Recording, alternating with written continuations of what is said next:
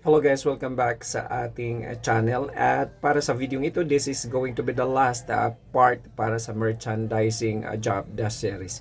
Okay, so bilang huling bahagi ng ating serye, gusto ko lamang pong i-share sa inyo yung fact about merchandising job. Okay, if you can hear the words, merchandiser lang naman ang trabaho niyan. Okay, gusto ko lamang ipaalam or iparating sa ating mga kababayan na ang laki ng tulong bilang isang merchandiser. Okay, ang dami kong kakilala na naipatapos niya or napagpatapos niya ang kanyang mga anak sa pamamagitan ng trabaho niya bilang isang merchandiser. And I have also a friend or kasama sa isang outlet na graduate po siya ng education. Pero siguro nag-enjoy siya at komportable siyang pasukin ng mundo ng merchandising or bilang isang merchandiser.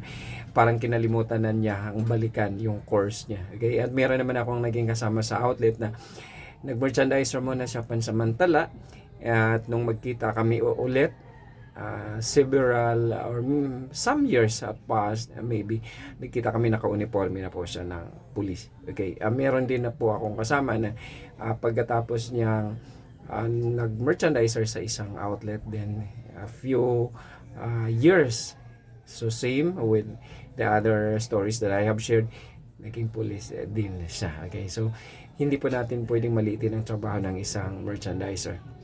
Okay, so maraming kwento, maraming mga tapos. Okay, so depende na yan kung paano natin akapin yung katotohanan sa trabaho na yan. Okay, if you love your job bilang isang merchandiser, so hindi po natin yan pwedeng maliitin. Okay, so that's only my opinion about the job of a merchandiser. Okay, ngayon abangan nyo ang iba pang serye para sa panibagong trabaho na pag-usapan natin para sa video susunod guys here in my channel. Kung bago ka pa lang sa aking channel, since that I wanted to grow my channel for this year, I hope that you will subscribe, paki-hit naman ang bell button guys, and also paki-share and paki-like naman. Thank you for watching. Abangan nyo ang susunod nating video. Bye for now.